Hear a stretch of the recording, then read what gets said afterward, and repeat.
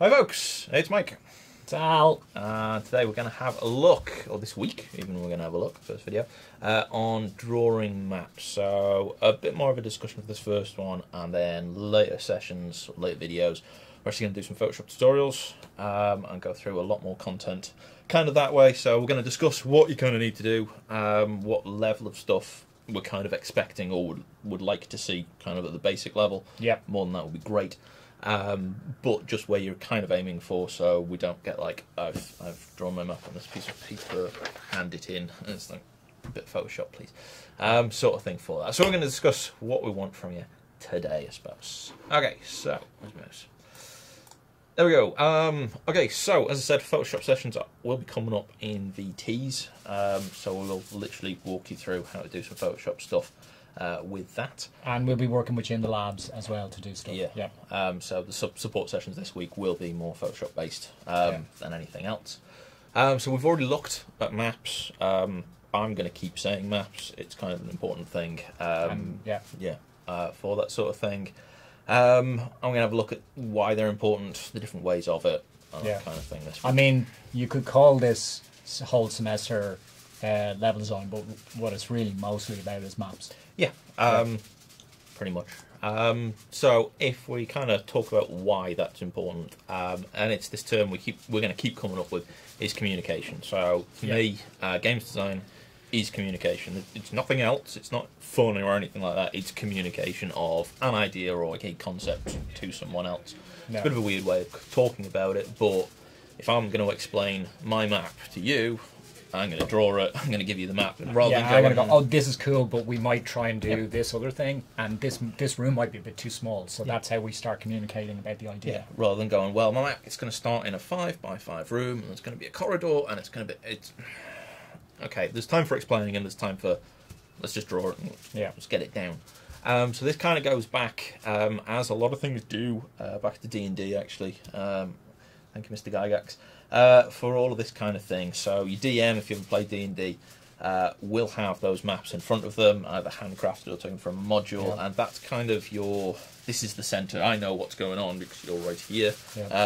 If you're playing, then you don't know what's going on because you can't see my map.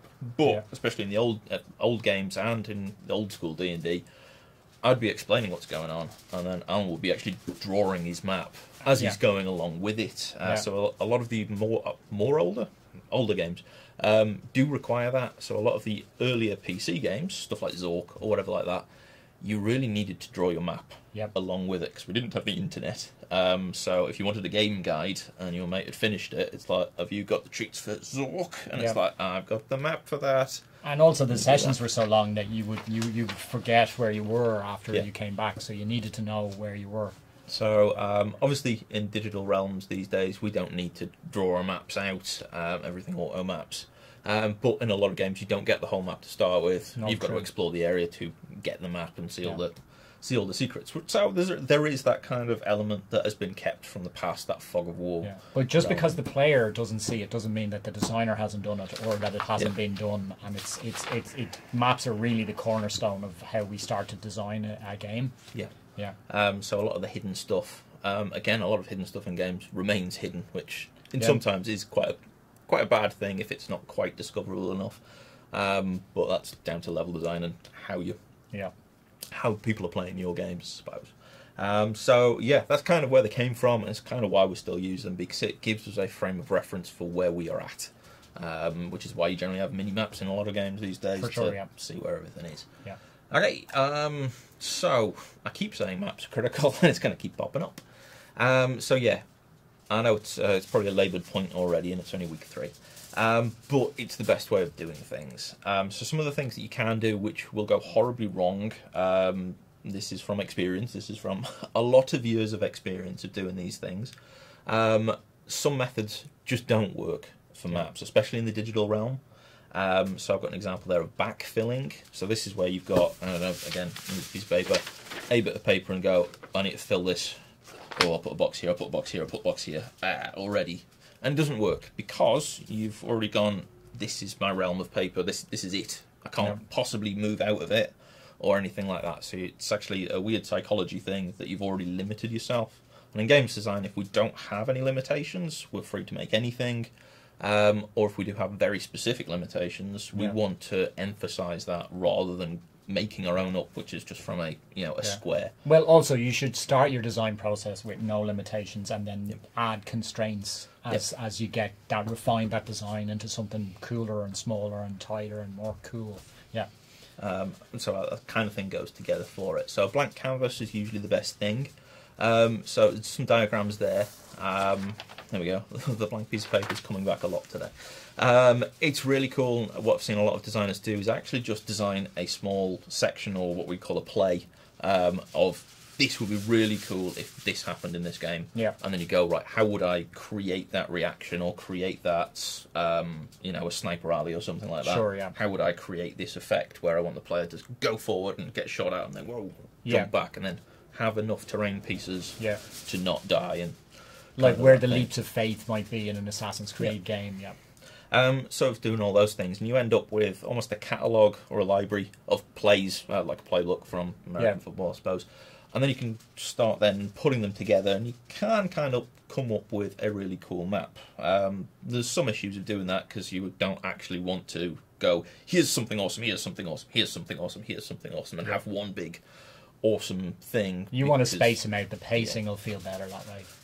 But we'll talk about pacing in a few weeks' time when we go over those things. But you need to have those kind of cool moments. I mean, these plays could also be like a list of cool things that you want, like a castle or a fountain or a little piece of magma or something like that. Something that you just always wanted to see in a game, and these can all be part of your little playbook. Yeah.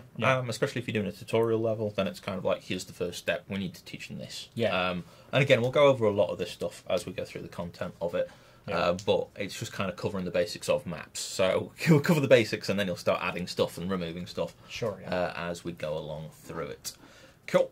One of the good examples we've found is from Robert Yang. Actually came up with a nice paper, or this thing called the whiteboard test, and it kind of walks through what he thinks are the stages of a designer. And it's really good.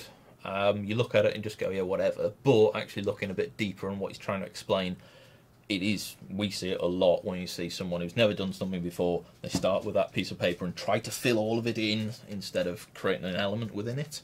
And you do get sort of these weird and wonderful maps that just don't work, because there's too many routes, there's too much flow to them like that. And you kind of get to a stage where, like the intermediate stage, it looks all right. That looks like a school or like a university building to me. Yeah. And that's sort of the element you start getting into when it's like, I've thought about this and I'm tying it to the real world.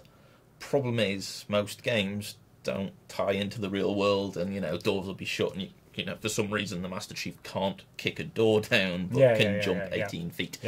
But you can see where that comes from. You start moving on, and you get a lot more tighter sort of situations, and what's happened there is they've used 45-degree angles instead of 90s, and it's that kind of thing. You'll start getting more things like this. And then finally off is a much more interesting kind of feel to stuff, because if you look at pretty much anywhere, there aren't 90-degree buildings. They're all at weird angles in weird locations. And you get that kind of much more immersive feel to it when you're looking through games. So it's got some good examples there, but it's a nice thing. And if you start making maps and then just go, I wonder if this is any good, it's actually a very good test to go, well, it kind of looks like number 2. I need to work on this. I need to break away from these kind of things. And remember, we're not all experts when we start anyway. No. As I was going to say, actually, this is experience. This is not, I'll make an expert map. I'll just use a 30-degree angle and then it'll be sorted. It takes experience and it takes testing. You might see something and then go, that looks really cool. You play it in Unreal and it just doesn't work because it's not there, or you've given someone a rocket launcher and there's too many tight corners. You've made stuff too big or too small, or it's just not fun. And of course, every game for every map has got to be different. So a Counter-Strike map is not an Unreal map, is not a Call of Duty map. So there's a lot to work for while we're going through this. Hopefully you'll pick some of this up as we go along, but it's something we can't teach as experience. We can just give you the opportunity to gain that. We just got to keep doing stuff. So don't just make one map and go, I'm done. Iterate and all the time. I think that the reason this is probably called the whiteboard test is so much work is actually done on blank pieces of paper and stuck to whiteboards and sticky notes that if you don't see it, it's hard to sort of simulate that in a university, because we're not really allowed to draw on the walls here. Not yet, anyway. But most of what you would be working with in a design team would be effectively constantly always drawing stuff on whiteboards and sharing ideas and refining your thoughts. Things get deleted or got rid of because it just gets updated or something doesn't work anymore and this kind of thing. So don't worry about going, here's a design, it doesn't work. Let's move on. Your designs never finish until they're ready, launched in the game, and that's it. But then you're working on your next game, so they never really finish. Okay. So how useful are maps? We've already kept saying they're very useful. Very useful. But you're not going to have just one map. So what we want is definitely a series of maps. Generally, we want things showing other things, and we'll walk through it sort of in the sessions as we're going through this, what exactly we're after. But, for example, on this one from Bobby Ross, it's an Uncharted level design. So if I wanted to give the player something, like I've finished the game and I want a nice, a game Bible I can give to someone and go, this is actually where all the secrets are, this is really cool. We'll be looking at this kind of map on the right here. Is the right? Yes, it's the right, it's fine. With everything filled in. I'll just go over there. I'm not sure my right and left today, I don't know why. It might be mirrored, I don't know. It's a Thursday. There we go. Because it's got everything labelled, it's got a nice top-down view, and we can see what's going on. So to give that to a player would be great. If I wanted to give it to my artist, because I've finished my design, I wouldn't be going for this top-down because you can't see much depth on it. I'd be going for this bottom one here because it's a block out, literally. And they can go, right, well, we'll fill in these water wheels here and we'll build it up as we go along for it. In terms of gameplay, it's not too important because my block out, those green sections, is where the player can go. And the artist won't screw around with those areas, very shouldn't do. And they'll just fill the rest of it in. So the gameplay doesn't change, but the area and the aesthetics will change because of this. But if I was going back to the drawing board and going, you know what, that boss fight does not work where it is, we need to move it forward or backwards, you'd be kind of looking at these things up here on our left, I suppose, which is these very early development maps, which you would still keep.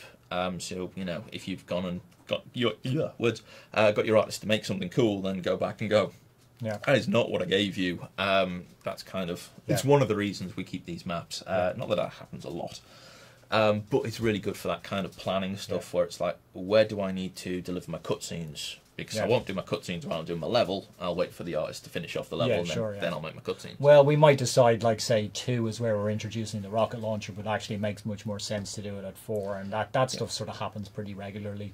But, like, we then put a version number on this, and we would go, right, this is the newer version of the map. So everything keeps getting updated, sort of things like that. So we'll be after quite a few different versions of the maps. But if you follow through the Photoshop tutorials, you always have the kind of base that's always there, and it's just layering stuff on top rather than drastic changes all the time. And also, it's a lot easier to do multiple cool versions of those, what we call low fidelity designs, before you ever start to do more work in the computer. It's just easier to design at that level. As soon as you start doing blockouts, changes start getting a bit more complex, as you will see when you're doing your own. You're sort of back to that, like you're bounded by the paper again. And changing stuff, you'll be more hesitant to change stuff because you've got it down in 3D. It's a bit, I don't want to do that. Sort of thing as we're going along. So different maps for different purposes. So what you need to do, I suppose, so we are again after maps. So you need to do 2 things. We've got 2 assignments going on at the same time.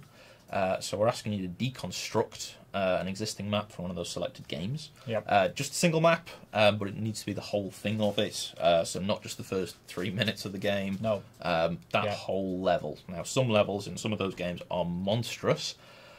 That's your call. If you want to do that, go for it. But if it's low quality and it's not good, you should just pick a smaller map. We will never. You'll never be penalised for doing big stuff and doing as many maps as you can, and even doing loads of sketches and putting them in your reference material. We love that stuff. It just shows your kind of workflow for it. So that's the first bit. Do not steal a map from the net. There are infinite out there. Some of them are good. They are.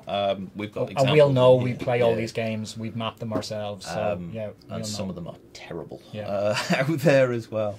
So don't steal that from the net. So one of the key skills you're learning in this is basically image creation and level design. So if you just trace over a map from the net, you're not learning anything, and it's a pointless exercise. No, and when you're making your own games in the subsequent years in university, you'll be behind. You won't know how to do what you need to do. So that's the first bit, and then the other one is you're also going to be making a Unreal Tournament level for the other module. Yeah. You need to design that literally from scratch. So there's two kind of workflows for that, where you've already got something and you're mapping what you've got, and then this version, which is developing something from scratch, which both of them, they kind of actually work in the same way. It's just one you've got a reference, and one you kind of have to start from scratch for it. And I think what we're really showing you is mapping is a really useful set of sort of tools and techniques to get the ideas that are in your head for that cool map before you go into the computer and start to work. And I mean, we have to remember you're learning how to use these tools as well. So it may be that you've not used Photoshop or any image manipulation before. We don't know. So we will show you from sort of the ground zero, as it were, and going up. If you know how to do stuff, that's great. Show us what you can do, and help your classmates as well. Sort of if thing. They're a bit behind. We're gonna kind of stick with Photoshop because we have it in all of our labs, and we can actually show you VTs on how to do stuff with it. There are other softwares out there, but if you bring us something in Critter or something, it's like, well, we can't help you here because I don't have it on the labs. So do recommend Photoshop. Because we have it, I suppose, and it is industry standard. Most companies you'll have Photoshop. Will have Photoshop. You will for these things. So definitely. And if you're working in any design capacity, you'll be expected to know it. Even quite a lot of QA teams always use Photoshop just to highlight the areas and whatever. So it is industry standard, and it's essential. That's kind of why we're pushing it a lot in this module as well.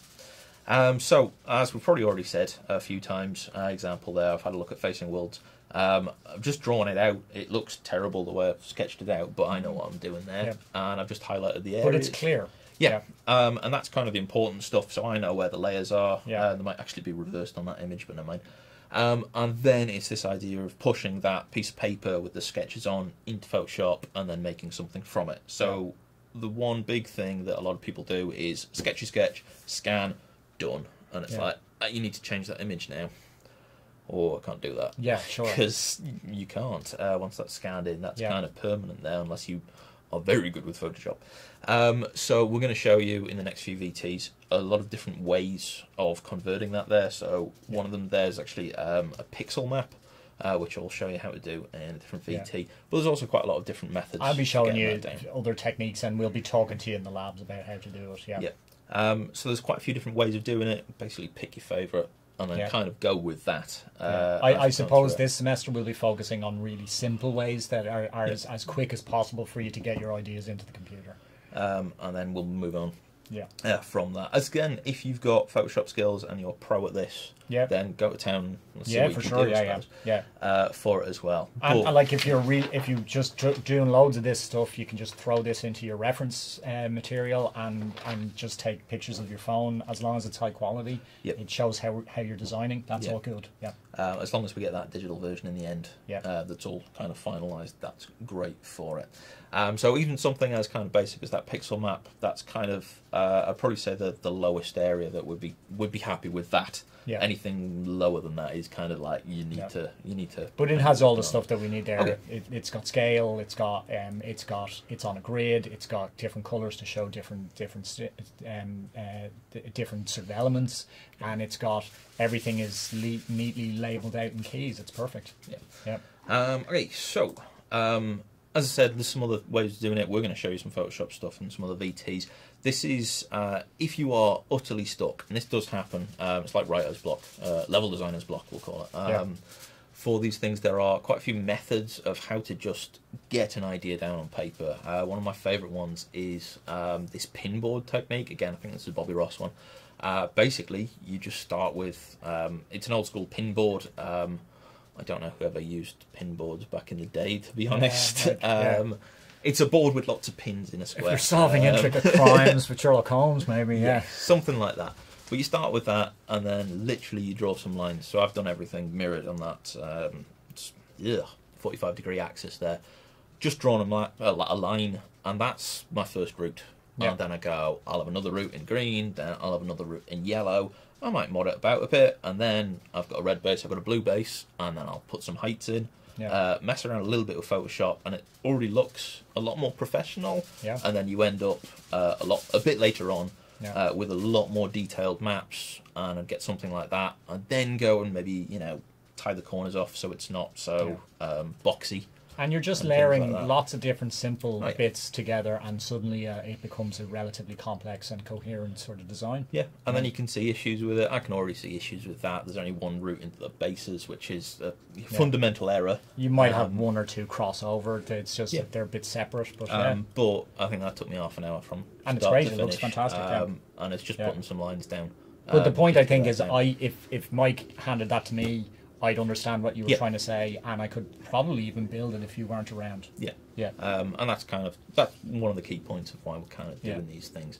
So it doesn't take long as you know how to do it. And obviously, I keep saying this, we'll do VTs on literally how to walk through this process as well. So if you've got zero knowledge on Photoshop, you'll be able to do this, hopefully by the end of this week as well. Cool.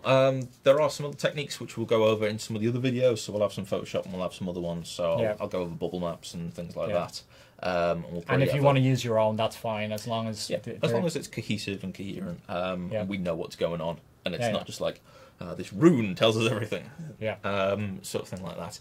Then that's fine. So we'll do some more videos just explaining some more things, and we'll do some actual workshop Photoshop stuff as well this week. So there's a few different techniques of how to do stuff, but that's pretty much it for this one. So we're going to keep saying maps are important. Maps are super important. We'll be saying it a lot, and we'll see you in labs. Cool. All right. Cool.